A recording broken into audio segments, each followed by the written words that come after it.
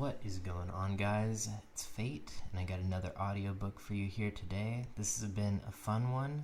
So this book was recommended to me by my friend Vampirhound.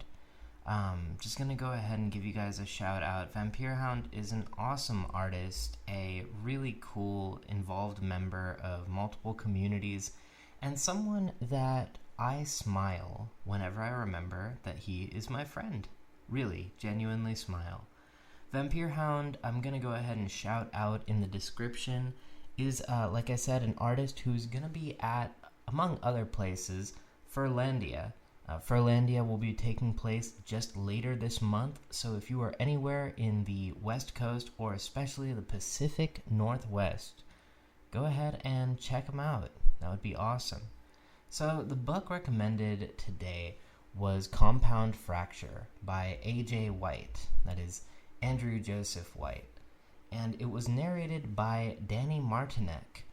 Now, these are two really fun individuals to have explored and learned about. So I want to go ahead and, of course, just really quickly cover our narrator. Danny Martineck is an individual of varied talents for sure. Danny is an actor, an writer, and, of course, an audiobook narrator. Also, apparently, something of a scientist. This is really interesting to me. I love interesting pieces of info like this. So, Danny has been noted as managing a cognitive behavioral neuroscience lab in New York. That's really cool. They, of course, have multiple roles on screen, and very helpful for this book and creating a wonderful atmosphere within the narration. Danny is actually from the South, essentially Richmond, Virginia. I believe also has spent time in Tennessee. So that's really cool. Danny is very skillful at representing various accents from this Appalachian region, I think. I'm, of course, no expert on the finer nuance of the region. I know there are many sub-dialects and ultra-specific regional accents, but I was sold very well on this narration. I could go ahead and go on, but I really quickly want to cover that Danny Martineck does have several awards under their belt, even though they don't have this humongous number of titles in their accolades page like some of the previous narrators that we've covered. We still have a good handful of awards, and the ratio of award winners to titles narrated is also very impressive. Several Earphones awards and participating in the cast of Audi award winners, so that is really awesome. Talking about our author here, I just want to switch over to that. Andrew Joseph White, also called A.J. White, is from an interesting, varied background that I would say is at the intersection of multiple demographics that creates a highly particular type of sub-demographic that he can represent that would generally be looked at reasonably as an underserved and underrepresented demographic.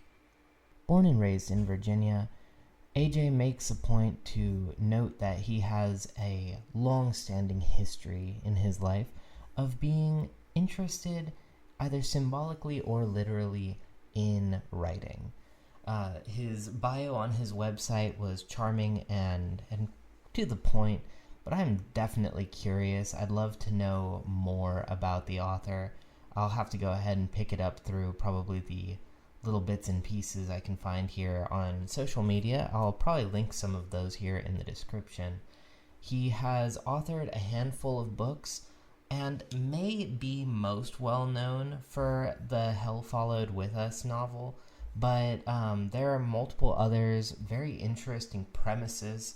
I know I'm getting a bit vague, but let's go ahead and focus back toward the text that we're trying to cover today. This is keeping in Andrew Joseph White's sort of bibliography, the sort of scheme that we see for a lot of these literary works. It is a young adult novel with heavy elements of suspense and thriller. There is, of course, a very heavy underscoring of queer themes, as well as related themes, perhaps you could say some socio-political themes, or American queer political and coming-of-age themes.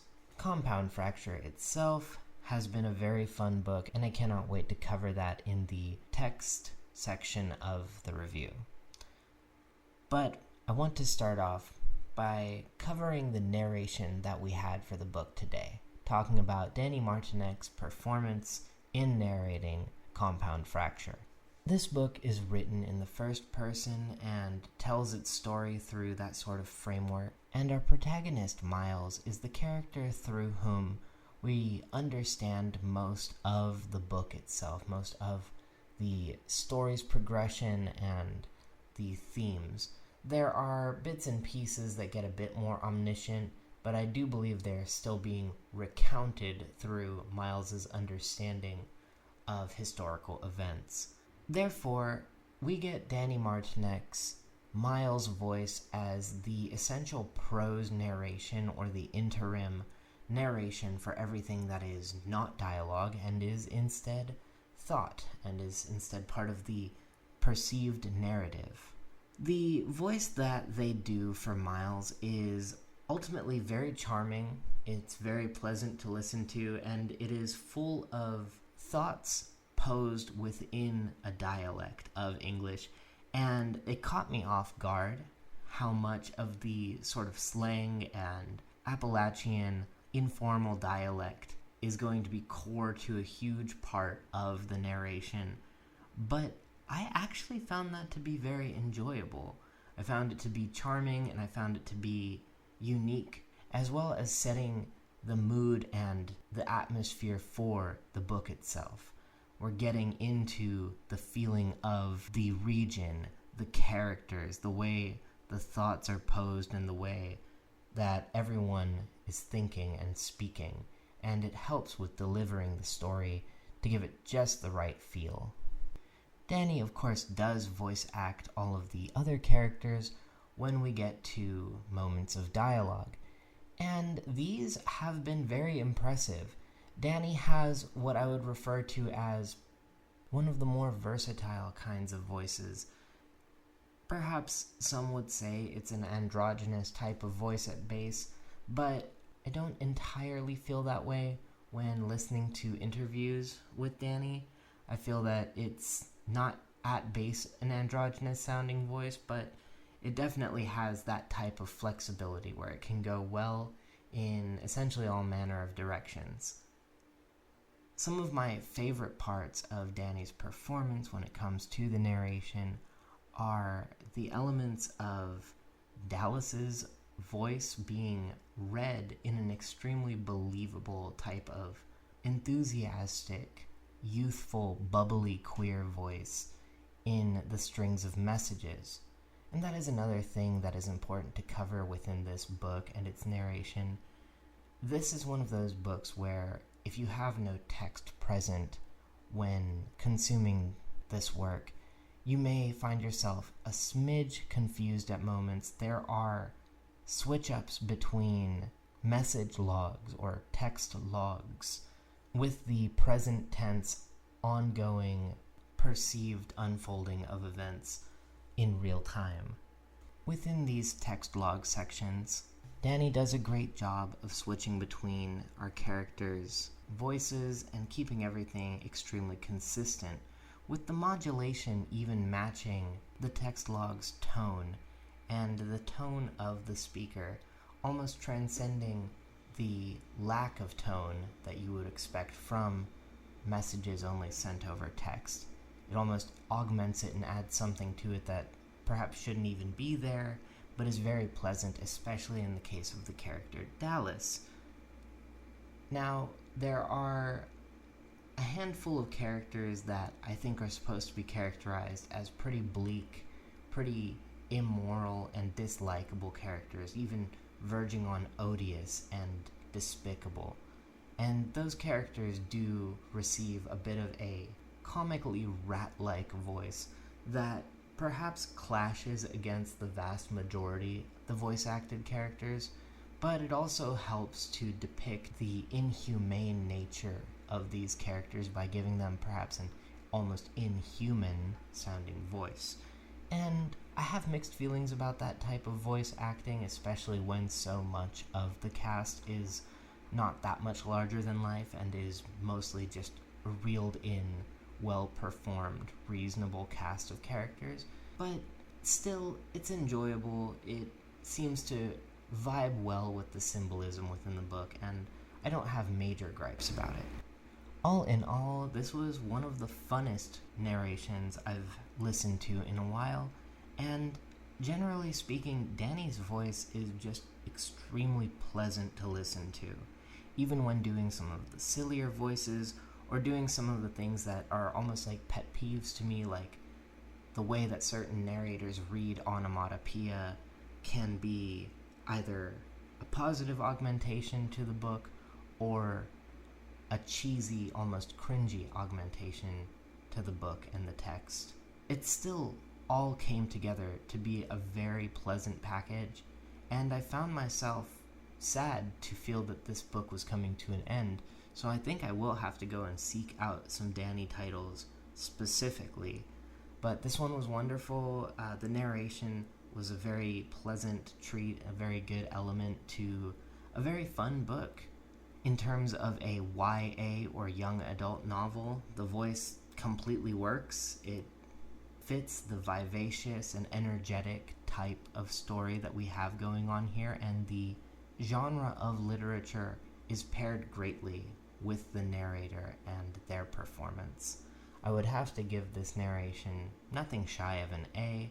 I'm still a little bit on the fence of exactly where I would put it, but like I said, this has been one of the funnest ones to listen to, all in all. Definitely put a smile on my face multiple times, and I would say please, if you feel like checking out Compound Fracture, do go ahead and check out the audiobook.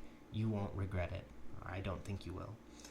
Now, moving on to the book itself, I want to talk about Compound Fracture.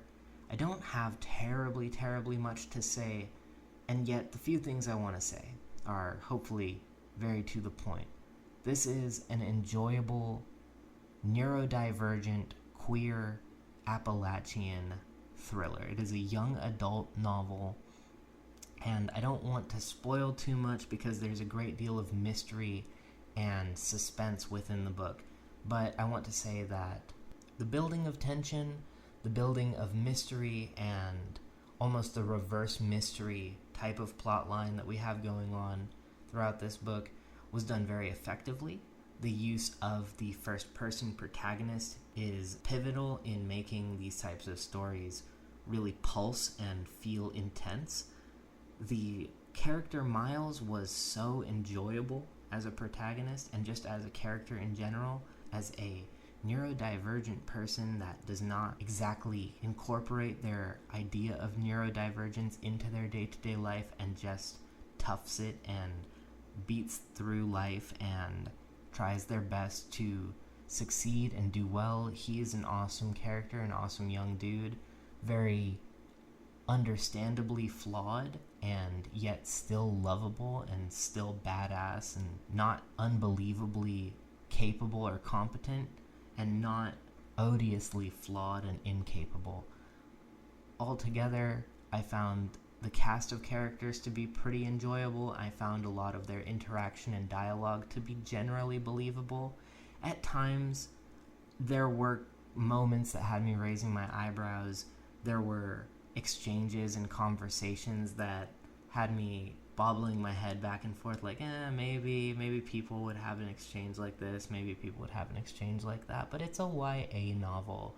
So in some ways, certain parts of the plot, you just gotta take it at face value. You just gotta take this or that dialogue and just assume that there are contextual elements that do make it make sense.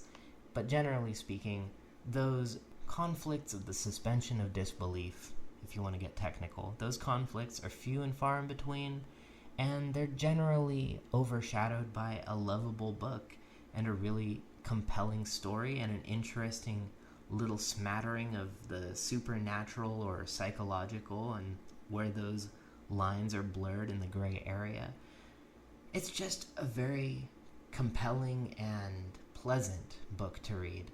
I could definitely say that this book will not be for everyone, but I do think that most young adult or younger adult queer individuals, especially those at least familiar with neurodivergent young adults, could find a lot to appreciate about this. It was dignified where I wanted it to be dignified.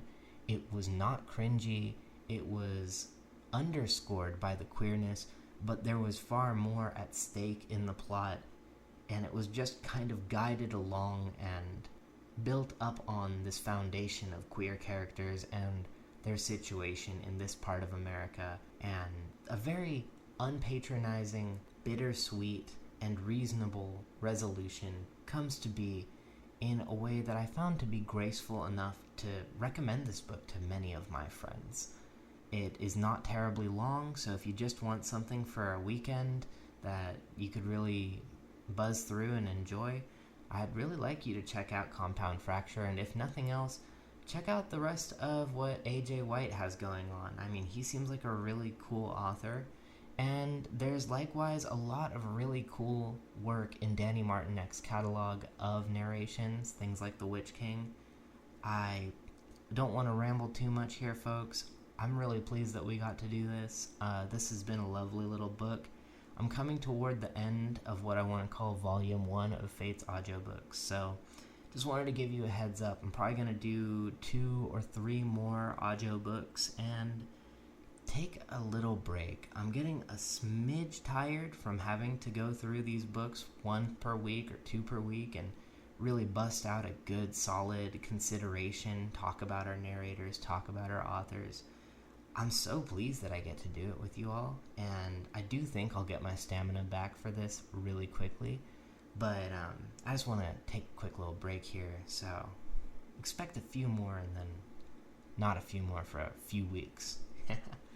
Speaking of a few more, I just wanted to let you all know that this book is coming to you now in this form, in this Audjoboox review, because Snow Crash was not available to me until after I got my hands on this one. And what that works out to is Snow Crash is just coming next week. I'm going to get right started on that and try to create a nice little review and discussion for you all.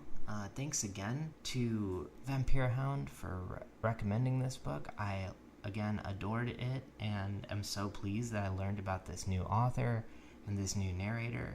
Really a good little discovery for me, and that's about it for this time. Like I said, we're covering Snow Crash, recommended to me by my friend Strawberry, finally, next week. So thank you all again for your patience as I figure out when and how I can get these books and deal with the little hiccups that come along the way. Alright, so that'll do it for today, and y'all take care.